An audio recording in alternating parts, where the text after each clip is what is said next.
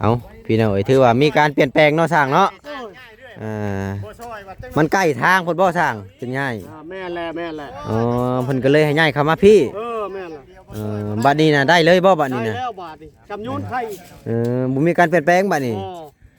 เมื่อกี้นี่มันใกล้ทางโพดเนาะพี่น้องเนาะเรียบร้อยบาทมันใกล้ทางโพดที่แรกๆมันอยู่นี้เสาหน้าเนาะตัวนั้นจะเป็นทางซอยก็เลยเอาเสาตัวนี้ล้มลงก่อนเนาะพี่น้องล้มลงก่อนแล้วก็ย้ายเข้าไปด้านในเนาะเพื่อ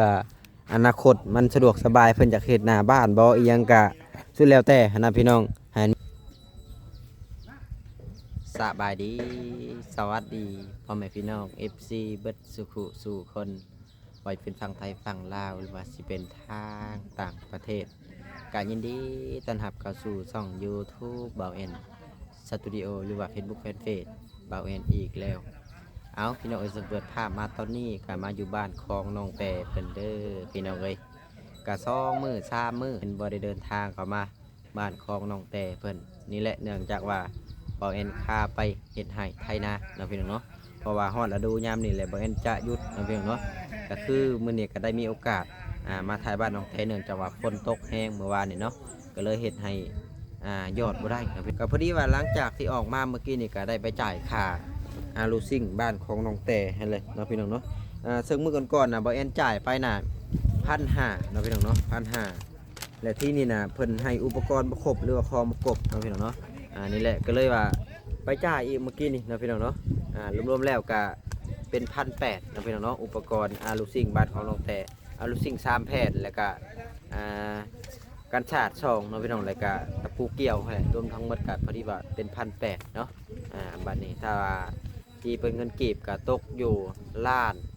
200,000กับ35,000เนาะพี่น้องเนาะซึ่งมันว่าค่าสร้างทั้งลุงแก้วบ่เอ็นก็ได้จ่ายเป็นที่เรียบร้อยบ่เอ็นโอนจ่ายเนาะพี่น้องเนาะเพราะว่าบ่เอ็นบ่ว่างเขามาอัปเดตงานให้พ่อแม่ป้าลุงเบิ่งตอนต่อเติมหลังจากที่แบบว่าป้านน้องแต่เสร็จสิ้นแล้วผลมันฟ้าเข้าทางประตูทางเข้านั่นแหละนะพี่น้องเนาะและที่นี่ก็บ่เอ็นก็มีแต่ว่าสั่งอุปกรณ์มาแล้วก็มีแต่ว่าจ่ายเงินเพิ่นแล้วก็บ่ได้มาอัปเดตให้พ่อแม่ป้าลุงเบิ่งเนาะเอาพี่น้องกระชั้นกาเพิ่มการทักษะเสียเวลาบ่เอ็นก็จะได้ไปอัปเดตให้พ่อแม่พี่น้อง FC เบิ่งกันเลยทางบ้านน้องโอเพิ่นกับเพิ่นเลยตั้งบ้านใหม่เนาะบ้านพี่ชายของน้องแต่ส่วนแม่ว่าต้นนี้น่าจะเป็นบ้านน้องแต่เนาะพี่น้องเนาะบ่เอ็นบ่ได้มา2-3 มื้อเนาะพี่น้องเนาะผักบงอีหยังก็จนยาวเบิดบ้านนี้พอกินแล้วบ้านนี้ผักบงนี่ยามนี่ปลูกกะสะดวกสบายแต่ว่าประเภทพวกผักหอมผักกาดมันบ่ติดเนาะพี่น้องมันกาฤดูมันแต่ว่าตัวนี้น่ะสามารถปลูกสะดวกสบายเก็บกินได้เนาะน้องแต่กับน้องบอยมาแต่ไสอันนี้คุณนะ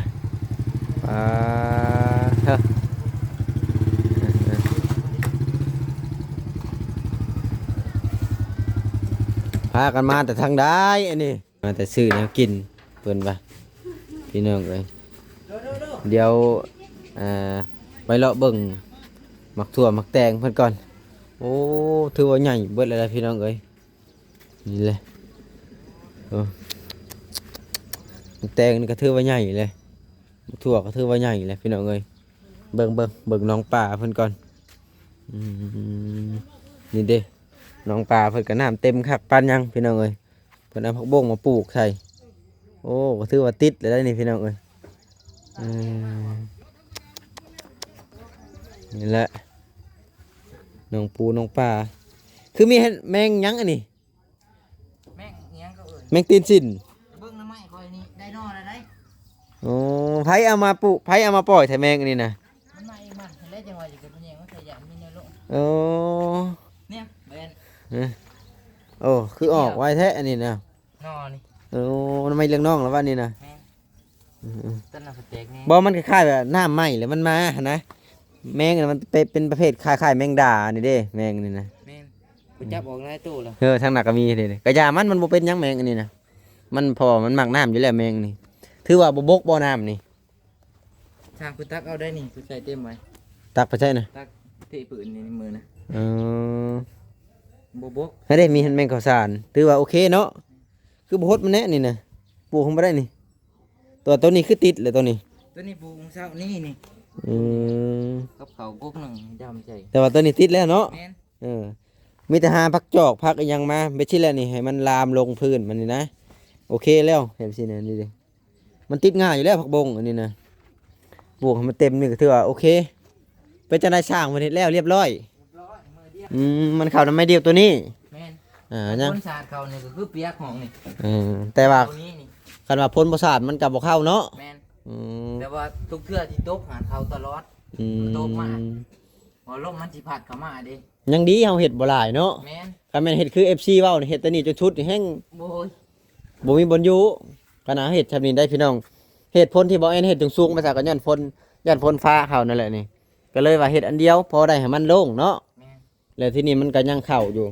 ก็มีแต่ว่าแม่เพิ่นวางแผนไว้อยู่ว่าถ้าว่าพ้นเข้ากับแบบว่าซื้อแนวอันที่กันศาสตร์หั้นนะ มันบ่ไหลมาแล้วพูดน้องพูดของ อ๋อเฮ็ดไว้สิไว้เนาะ แม่น ตัดนี่ไว้แล้วมันออกพุ่นก็ถือว่าโอเคแล้วเด้บัดนี้ถือว่าเฮ็ดต่ำกว่าห้องน้ำเนาะ แม่น เฮ็ดต่ำกว่าห้องน้ำพี่น้องเอ้ยบัดนี้นี่แหละได้มาประมาณนี้แต่ว่าฝนตกวานนี่ก็ฮู้อ่ะบ่อัน2ฮู้อันเก่าอะนะฮะ ย่อยอยู่กับบ่แห้ง 2ฮู้อันเก่าหั่นล่ะป่ะ แม่น โอ้คือบ่ปูเห็นเบิดแหละมันบ่พอนะศาสตร์นี่นะ บ่เพราะแบบว่าเฮาอยากไว้ถ้วยรวยอยากดังไผมันก็จะสิบ่ไหม้ชาดว่าซั่นซะเฮาก็เลยจงไว้อีกครึ่งนึง คือว่าเพิ่น ถ้วยก็สบาย คือว่าแนะนำว่าให้ดังไผอยู่พี่ได้บัดนี้คือว่าหลายๆคนก็ให้ดังอยู่ เพ พี่ ราะแบบว่ายันแบบฝนตกแห้งเด้มันฉุกเฉินนะ อืมถ้าก็ลงมานอนแล้วบ่นี่นะมีแต่ดอกนี่แหละวะดอกใดดอกที่เท่าใดนี่คือไปตอกดูดอกเดียวนึงนะเอาเงินท่านนี้เพิ่นก็เอาแพตังขังไว้เนาะเพราะว่าย่านฝนฟ้าใส่พอเวลาฝนตกมาแล้วมันพาเข้าเพิ่นก็เลยเอาพยายามมากั้นไว้น้องแต่กับน้องบอยเพิ่นให้น้องโอไปดีไปไทยนี่น่ะ ง่ายง่ายเท่านี้ งานธรณีอีกแล้วงานไปทางไหนน่ะเอาบาทนี่เพิ่นว่ามันหอมหน้าบ้านโพดเนาะก็เลยว่าขยับเข้าไปทางในบาทนี่พี่น้องเอ้ย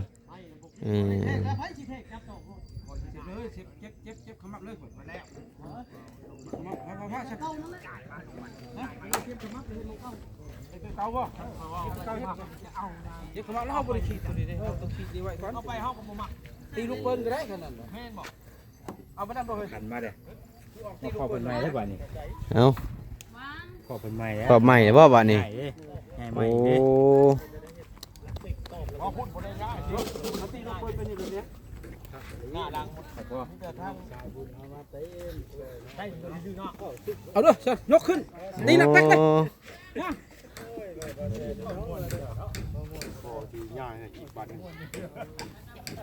ง่ายเลยก็ต้องได้มัดเช้าน่ะให้ มัดเท่าควันมัดแล้วเด้ มัดแล้วคือแล้วบ่ตัวน่ะบ่จบแล้วบ่เท่าคน จบแล้วก็ง่ายไปบ่พ่อที่ง่ายอยู่พี่เห็นมันแล้ว โอ้เนี่ยอันนี้คือง่ายเท่านี้ได้แล้ว บ่ได้เผื่อคนครัวบ่บ่ลาวบ่ครับบัดนี้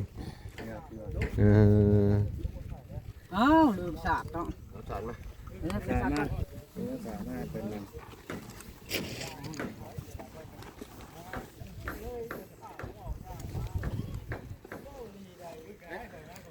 ก็เริ่มอึ้งคือกันเลย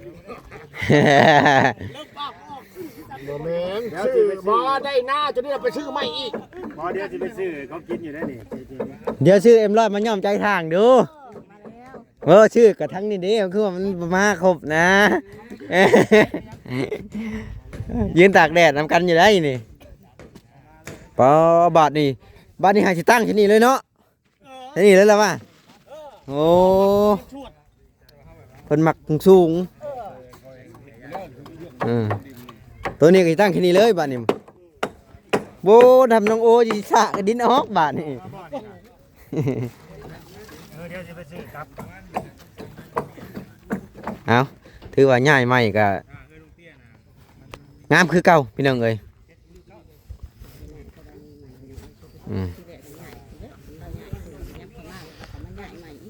เอา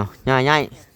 ตู้ง่ายสิเบิ่งเจ้าง่ายได้บ่นี่คอยยังบ่ได้เห็นเจ้าง่ายได้นี่ เจ้าภาพเขาเจ้าดิจ้ะ จะภาพบ่ เอาน้องโอมา โอ้มีหยังแหน่เว้าเด้อลุงเด้อมีหยังขาดหยัง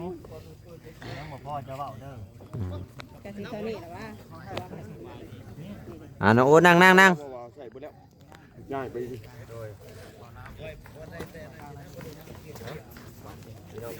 จะได้ทำวิธีท่านและมื้อนี้ก็แม่นยืน6ออกไปพิธีใหม่กันพุทธศักราช นั่งห่มผู้เดียวแท้ 500มือข้างมือพวกเฮามีบุญลายเรือหลากบุตรบ่อยากจักอย่างนี่พวกเฮามีแต่เป็นเกิดสิถูกอาจสิหราชช่างมากงไว้ในจิตของท่านเก๋ๆกับแห้งเพื่อนเมื่อกี้นี้นะพลาดโดยแต่ว่าข้าน้อยทั้งข้าพเจ้าน้องขอใหญ่จับไปอีกจักหน่อยประมาณถึงเม็ดเกาะ4 เมตรประมาณ4 เมตรเอา4 เมตรเม่นเฮือนเท่าโอยเนาะเม่นเฮือนของเคยขอใหญ่ยัวไปหันเนาะอยู่ในแม่ธรณีนาดน้อยเนาะอยู่ในแผ่นดินต้นหญ้าของพวกเฮาบ่ให้หญ้าลูกหลานขอให้ดีทุกลูกหลานพวกเฮาเฮ็ดอันใดขอให้เขาได้นะเฮ็ดได้ให้เขาหังเขามีให้ดูดีแห้งไปทางใดเขาหังเขามีก็ให้มีคนช่วยเหลือเด้อแม่คนนี้ไปทางเหนือมีคนแจ้งเข้ามาช่วยทำคันเจ้าคันเขาทำกันสร้างนาสวนว่าให้คนพลาบางไม้ให้เตรียมเหล้าเบิดทุกอันแม่ท่านลูกหลานเหตุการณ์ขอให้เดือนท่านหนึ่งได้ถึงทัก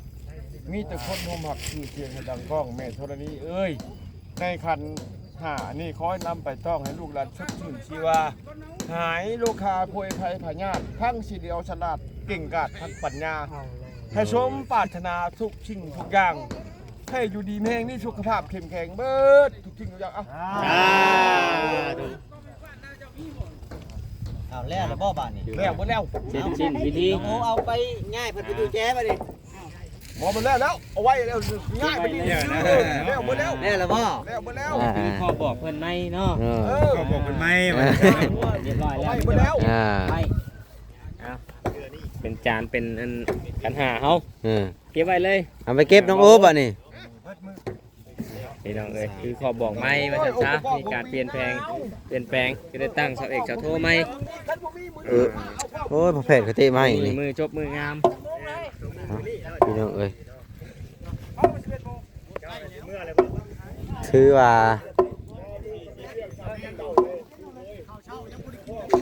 ามีการง่ายเนาะมีการเปลี่ยนแปลงบัดนี้ก็สิเปลี่ยนแปลงนี่สิได้คนนิดน้องเนาะบ่แซ่นเนาะบ่แซ่นบ่จักคน สบายดีเด้อ สวัสดีนี่น้องโอ น้องโอแหละ ชื่อหยังอีกก่อนก็เห็นเจ้าเปลี่ยนชื่อแล้วนะ เขาบ่ได้เปลี่ยน บอกก็เห็นอัน กรพัก น้องกรพักบัดนี้ แม่น โอ้ก็เห็นในหัวข้อคลิปเจ้าเด้ กรพัก น้องกรพักโอ้ เป็นไงได้มันเปลี่ยนครับ โอก็ได้ปรพักก็ได้ ขออย่าเอิ้นโอมันง่ายกว่า เอาดึงไงเด้ แม่น ดึงก็ซื้อโอเลย ขออย่าเอิ้นน้องโอง่ายกว่า ปรพักเจอที่3เนาะ แม่นง่ายเธอชามบ่นี่นะสามเทื่อแล้วย่อยมันอ้าวง่ายเธอที่ชามแล้วแท้นี่น่ะเอาเธอแรกคือให้ซะ ยังไม่ได้ตกท้องคุณ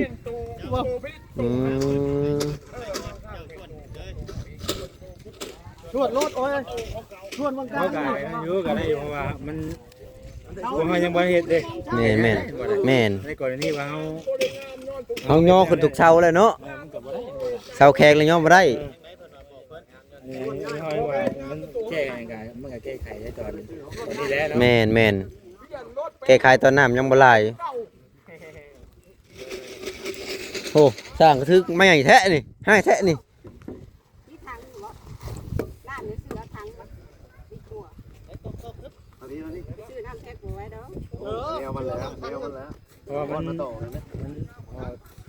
เขาเฮ็ดเวียกให้กินหลาย น้ำแพ็คมันกินได้แต่มื้อเดียวหั่นแหละ เพราะมันกิน กินเบิดมื้อ ได้ลายมือยุคะแนนมันไหล อ่า ต้องหลายที แพ็ค1 บาท เกือบเข้า20,000 เอากินบัด บัตรชื่อนี่7,000หนึ่งเนาะ เด็ดอีมันเด็ดๆในช่วงพวก เออ ผู้ละเพชรยังบ่พอมื้อนึงฮะ เออ แม่น เอาบ่ทัน บัดนี้คือสิคักแล้วบัดนี้ คักบัดนี้นะ ตายคักโทษเจ้าช่างก็ได้ช่างโทษอะไรดิบ่ถือว่าช่างก็ใจดีอยู่ไหนโชคสิตบ เข้าไปช่างใจดี ใจดีใจหล่อขึ้นหน้าตาเลยเนาะเฮ้ย เข้ามา เออสร้างกับมิตรพูดแล้วหล่อเจ้าสู้พ่อมาจักนี่เนาะ ไฟร้อนบัด เจ้าสู้มาจักคันเจ้าสู้นี่คันว่าเจ้าสู้นี่ห้อยบ่อยากงามปานใดเมียเห็นคลิปนี่บัดเถอะว่ะ งานเข้าเลย มีแต่คนเจะสู้แท้ว่ะ ใช้มือเก่านะ เออ มาพี่ เมื่อเฮือนเมียเอาเฮือเท่าว่ะกระเป๋าไปว่ะ พอส่วนท้ายเรื่องบ่ได้ไหนก็อยู่ข้างของน้ำน่ะซ้ำนี่แหละเตียงนี่ก็เริ่มมันนี่เลยเท่เอาเลยมันเล่นหน่วยใหญ่แบบเก็บตัวชิดๆก็พูดได้นั่นเนาะเอาสุดไปเรื่อยแล้ว คือไทยนาและไทยมือแรกๆนี่ที่ข้าเขาลุกยันเช้านี่ จะเลี้ยงไปบ่จะระวังนี่ได้ระวังนี่ได้ ฟันแยกนะ ชาวกลางนะ อืม มันไม่ตั้งเนาะเป็นจะตั้ง แม่น เสามันจะอยู่พี่บ่นี่เนาะ แม่น มันจะอยู่จุดใหม่บ่นะว่าแล้ว อยู่จุดใหม่เบิด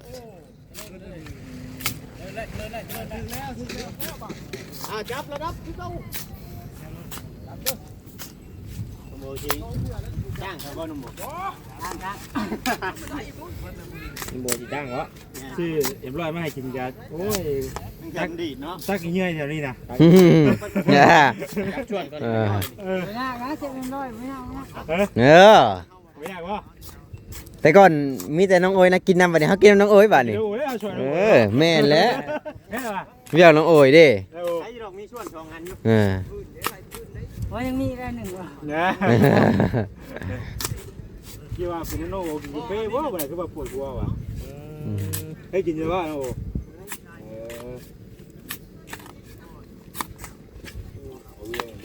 ในเรื่องเนาะ ซอยเนาะ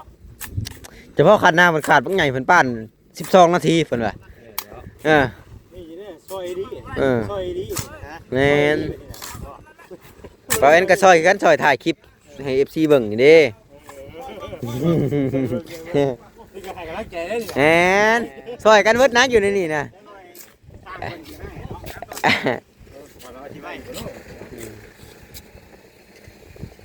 จะทายเป็นคนนี้ทั้งหมด เอ้ยนั่นๆให้อ๋อให้คุณลูกนั่นเลย แล้วเนาะ ประมาณนี้แหละพี่น้องเอ้ยหลังจากมีการเปลี่ยนแปลงก็ที่ได้เปลี่ยนแปลงอันตัวนี้น้ำแน่แต่ว่าเปลี่ยนแปลงกองดินน้ำแน่เนาะถ้าเปลี่ยนแปลงเบิดได้บัดนี้ เป็นง่ายไหม แม่นนี่แหละเสาโตที่เพิ่นเอาลงเมื่อกี้นี่พี่น้องเพิ่นว่ามันใกล้ทางเกินไปใกล้ทางเกินไปก็เลยว่า ต้องขยับเข้ามาพี่เนาะประมาณนี้แหละพี่น้องทางเราคลิปนี้ก็จะขอตัวจบคลิปก่อน